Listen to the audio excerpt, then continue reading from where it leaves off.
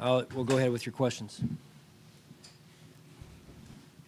Sean, there didn't seem to be a lot of secret to what New England was going to do offensively in terms of running the ball with the weather.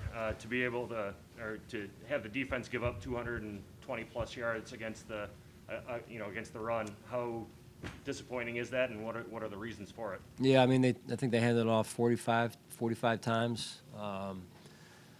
The biggest one was the big run, a 64-yard run, I believe it was, off the toss, and that can't happen. That's a big play, whether you throw it or run it, and so listen, when you run the ball 45 times, you're going to make some yards here and there and things like that. I think if you take that one run out, then you help the average a little bit, but at the end of the day, you can't give up a 64-yarder. That really skews the numbers there. So we knew that coming in, that was their plan, and then you add the weather on top of it, and then you got to score points to get them out of that too, right? We're in the red zone 4 times. We're 1 for 4 in the red zone. Average starting field position was basically the 40-yard line for us compared to the 23-yard line for them. I mean, then you turn the ball over, right? So sloppy football. You've talked at times this season about your team's level of physical play, especially after losses. Where do you feel like it is now 12 games through the season? Yeah, not good enough. We got to be able to run the football, and we got to be able to stop the run. And those things don't change. The message hasn't changed in terms of physicality and the necessity for physicality and what we do. That's why we start training camp the way we do, with running the football, and you got to win the line of scrimmage. And their backs average, I think, 5 point whatever, and our backs average 3.1 or whatever. So it's not good enough. Sean, what's the temperature in the room right now inside that locker room? Yeah, guys are frustrated. I'm frustrated, but we got to find a way to move on here quickly and on this short week and head down to Tampa. John, you highlighted that 64-yarder. What happened from your perspective on that play? Yeah, it was a toss play, so usually that starts with setting an edge. You got to set the edge, and then you got to have pursuit on the, up and in on the backside, and then they came back and ran the very same play the next play with a change in personnel grouping and with the same player, N'Keal Harry, on the crack there. So for the 2-point conversion. So listen, I thought there were moments, right, where our defense did some good things. I think we had 3 or 4 or 4. I think it was 4 3-and-outs, but we had opportunities. However you want to spin it, we had opportunities to win the game. When you're down the red zone 4 times and you're 1 for 4, and your average starting field position is basically your 40, that's an issue. John, you've been in the red zone twice now. Was there something particular happening on those 3 other drives, or what was going on? We went backwards, right? Then you're trying to kick a field goal, and we had the 1st and goal at the 6-yard line, and we ended up going backwards. So, John, each time you've had a bad loss, you've found a way to bounce back. But it's 12 games into the season, and it keeps getting back to this. Are you concerned that after 12 games, this is what your team is, and something needs to change? yeah, that's real. We are what our record says we are, as they say. At the 50-yard line, you are trespassing. Get off the field. Attention, get off the field. Yeah, I mean, we've been inconsistent, and get opportunities to win the game. Security is on its way. Opportunities, Get off the field. opportunities to win the game, and again, you go back and you look at it from a stats standpoint, and you say, hey, do we have opportunities to win the game? You're darn right we did. You're darn right we did. And so why not? Right? Why not? And you go back and try and solve that. But we got to do some better things on defense. Obviously in that run defense, and there's no reason a run should go for 64 yards. I can see, hey, you hand it off 45 times, whatever it is, you get occasionally you're going to hit an 8-yarder or a 10-yard. That's going to happen. This is the NFL, right? But 64 yards, no way. You ever coached in a game, Sean, where a team was so one-dimensional by design like that? No, I mean probably the snow game that we had against the Colts in 2017. But I mean that's the way they've played up to this game. That's been their formula: run, don't make a mistake, play good defense, play good special teams. Eventually they'll take the ball away. And then when you add the weather on top of that, again, it wasn't it wasn't a surprise. I can promise you that. It wasn't a surprise. And, just you got to do a better job in the run defense, and then got to score more points. That's the name of the game, scoring points. Sean, what was the decision, what was the thought process in challenging that fourth down play? Yeah, I just thought, it's always tough, believe me, I know winning those scrum plays, it's tough for them to see. I just thought it was a pivotal moment in the game. If we could have gotten the ball back there on fourth down, and, from my vantage point, it looked like he was stopped. I had 3 timeouts at the time. Thought I could, use one and try and see if we could get the ball right there, and we would have been going with the wind as well. So I wanted to get the ball back as soon as I could, not let them run time off the clock. Obviously, that was part of their plan, and we knew that from the first series. Right, they run the ball on 3rd and 5, whatever it was. Sean, did you consider going for 2 after your first touchdown to match their 2? I did, yeah. I mean, we talked about it in pregame. Going the direction that they scored the first time when they scored the touchdown. We were seriously considering going for 2 there, so I can see why Bill did that. Obviously, kicking the other direction, it was a little better, a lot better actually. And their kicker made a couple that way, I think, from further out as well. So, and then had we scored at the end there, decision again, do you try an extra point there or go for 2 just based on the weather, So, and that's, again, we were down that red zone. I think it was that red zone in particular than the score we had at the other side after the fumbled punt.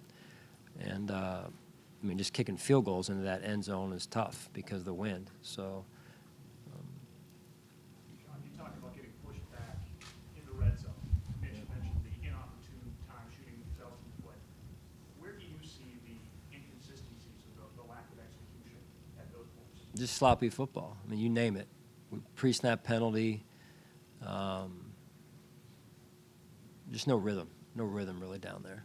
Your thoughts on the way that Josh performed tonight? He had some really good zip on the ball. It looked like even at times it was difficult for the receivers to hang on to it. Yeah. I mean, overall, listen, when you lose, I'm not going to single out a guy, good, bad. I mean, at the end of the day, it's a team deal here, and like always, there's some plays he wants back, and I thought there were some opportunities on the ball, and we dropped it. So whether it's third down conversion, the first third down conversion of the game, I think it was for us. We had a crossing route opportunity right there, and so but it's never just one guy. It's all of us. Sean, the lack of a running game has been a consistent theme that we've talked about for the entire year. At this point, 12 games in, is it fixable in your mind? We're going to try our darndest to fix it. It's tough, Joe. I'm not going to sit up here and lie to you guys. I mean, to fix that part of your game, this part of the year is tough. That's why we try like heck to do it in training camp. That's where you develop the toughness of the football team, and that's why we run the football in training camp. Along those lines, Sean. Do you worry that you built a team that's not built to win this time of year in these types of conditions? That has not been my message from day one. I can promise you that. That has not been my message. My message, if you were in the team meetings and training camp, you would know what style of offense I want and what style of defense I want, what style of football team I want. And that identity, and you guys have heard me talk about this before, that identity is shaped in training camp. And that identity needs to embody toughness. You worry those messages will get through? I think it's gotten through, but we haven't executed. You're right, Matt, we haven't executed. When you look at your losses, they followed a familiar script. You've lost the line of scrimmage, you've turned the ball over, you haven't converted in the red zone. When the same issues keep cropping up 12 games into the year, at kind of like Joe said, at what point do you worry that with this current group of personnel that you have, that maybe they're not fixable? Well, you just keep doing your best to solve problems. That's what you do. You keep coaching, you work your off, players work their off, and we each got to do a better job, starting with me. Sean, you mentioned how guys are frustrated, and obviously we can see that. How do you get them to channel that frustration and those emotions to move on and try to turn this around? And that's what you got to do. We've got a short week, and we're going against another good football team down in Tampa, the defending world champs. So that's what you got to do. And you got to figure it out. That's what we have to do. We got to continue to try and figure this thing out as to why we're performing the way we are. And I think I got a pretty good idea. With a few shots on the broadcast of you very visibly frustrated and animated, how would you just explain the psychological component of coaching against Bill Belichick, especially when he's doing something like that, just running the ball constantly? Yeah, it's not. Let's not give more credit than we need to give credit to Bill Belichick in this one. It was whether it's Bill or anybody else, they beat us, right? But you sit here and you tell me when we start with the average starting field position of the 40-yard line, and he starts with the 23-yard line, and I'm rounding up in both cases, and we were 1 for 4 in the red zone, and they were 0 for 1 in the red zone. You give me that ahead of time, I'm saying I like my chances. I like my chances. So it's not. I don't think, with all due respect, it's not a Bill Belichick type thing. It's what are you doing with the opportunities you got? What are you doing with the opportunities you got? We turned the ball over at the plus 30-some yard line. Sloppy football. Sloppy football. So I'm very comfortable in that situation. Do you ever worry that the frustration you show on the sideline kind of bleeds into the players? And, you know, you're talking about sloppy football, lack of composure. Do you ever worry that those two are linked at all? No, I think they know what I stand for. I think they know me well enough to know that I live how I am day to day. I'm standing up for my team in those situations is what you're doing, or I'm trying to encourage or challenge my guys in a motivating way to get them to perform at a higher level, get us to coach at a higher level. That's what leaders do.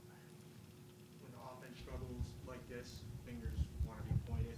There's been frustration at times during the struggles with Brian Dable. Is he doing a good enough job to set this offense up to have success? Well, I didn't think, honestly, we took advantage of opportunities tonight. I really didn't. I mean, the ball's at the 40-yard line. You know, we're 1 for 4 in the red zone. So we got to figure that part of it out. Sean, Stephon had his hands, or his arm at least, on a ball in the end zone. Dawson looked like he had his hands on a couple of balls that he wasn't able to bring in. In a game like that, when you know it's going to be tough sledding offensively, don't these guys have to support Josh a little bit more, Gotta make especially when plays. the ball is on the money? Yeah, we all do. Listen. That's like I said before. You got to coach better. You got to play better, right? And it's not just one person. It's all of us. Is it all embarrassing to be the first team in more than 40 years to lose a game with the other team passing 3 times? I get embarrassed, Jerry, every time we lose. I take it personally, and I expect our team to do the same. Sean, what went into the decision to make both Marquez and Isaiah inactive? Was it just weather related? Yeah, the same reason that they turned it over. Same reason that they turned it over on their punt return team. I wasn't willing to do that. So I want to put a guy back there that I trusted, that was going to make good decisions with the ball. So, Matt, go ahead. Good? All right, thanks, guys.